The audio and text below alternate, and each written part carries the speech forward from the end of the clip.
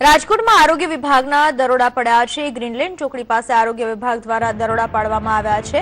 5 સ્થળોએ કેરીના રસના વિક્રેતા પર દરોડાની કાર્યવાહી કરાઈ છે। આરોગ્ય વિભાગની 5 ટીમો દ્વારા આ કાર્યવાહી કરાઈ છે।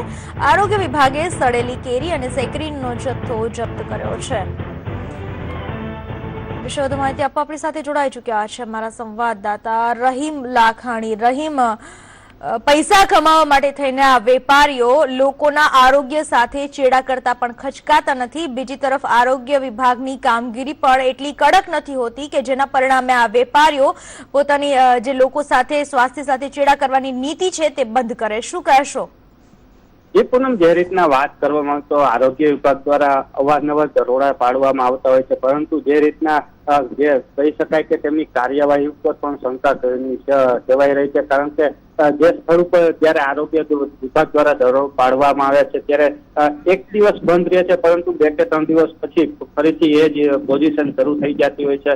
જો કે આજ તો આરોગ્ય વિભાગ દ્વારા રાજકોટની અંદર 30 જેટલા વિક્રેતાઓ છે તેને ત્યાં દરોડા પાડવામાં આવશે। રાજકોટની આરોગ્ય વિભાગની 6 જેટલી ટીમો દ્વારા હાલ તો ચેકિંગ હાથ શરૂ કરવામાં આવ્યું છે, જેમાંથી 7 જગ્યા ઉપર હાલ ચેકિંગ પૂર્ણ કરવામાં છે। ત્યાંથી જે કેરીઓ હોય છે, સડેલી હોય છે, અનહાઇજેનિક હોય છે, જે કે તેને ખાવામાં ઉપયોગમાં નથી લેવામાં આવતી તેવી કેરીઓનો રસ કાઢી અને તેમાં જે સેકરિંગ છે અને અમુક જે કલર્સનો ઉપયોગ કરીને કેરીનો રસ બનાવવામાં આવતો હોય છે, તેમ ફક્ત 10 જ રૂપિયામાં 1 ગ્લાસનું વેચાણ કરતા હોય છે। તેવા સ્થળો ઉપર હાલ તો આરોગ્ય વિભાગ દ્વારા ચેકિંગ શરૂ કરી દીધું છે।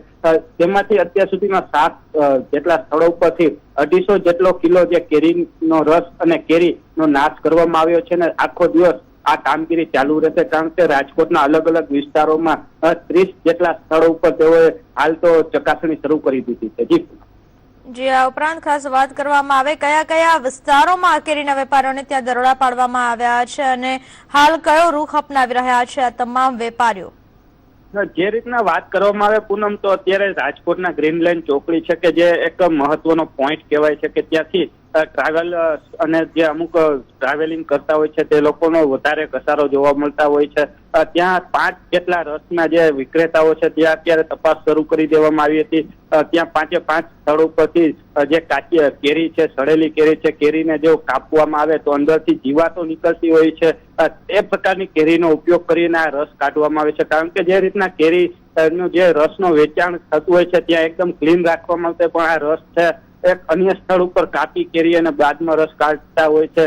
તો સાથે જે ચાસણી બનાવવામાં ખાંડનો ઉપયોગ થાય છે તો ખાંડની સાથે સેક્રીનનો ઉપયોગ કરી અને કલરનો ઉપયોગ કરવામાં આવે છે, જેથી કેરીનો જે કલર છે કલર પકડાવી શકે। આ ઉપયોગ બનાવી અને હાલ તો આ રીતનું વેચાણ કરતા હોય છે। તો ગ્રીનલેન્ડ ચોકડી છે, પછી રાજકોટથી મોરબી રોડ પર જતા જે ખાસ કરીને જો વાત કરવામાં આવે તો આ જે રસના વિક્રેતાઓ છે, જે 4 રસ્તાઓ હોય છે ત્યાં વધારે અનુકૂળ, કારણ કે ત્યાં ટ્રાફિક જોવા મળતો હોય છે ને ટ્રાવેલિંગ કરતા લોકો વધારે ત્યાં જોવા મળતા હોય છે, ત્યાં જ આ લોકો પોતાનો ડેરો નાખી અને વેચાણ કરતા હોય છે। જી પૂનમ।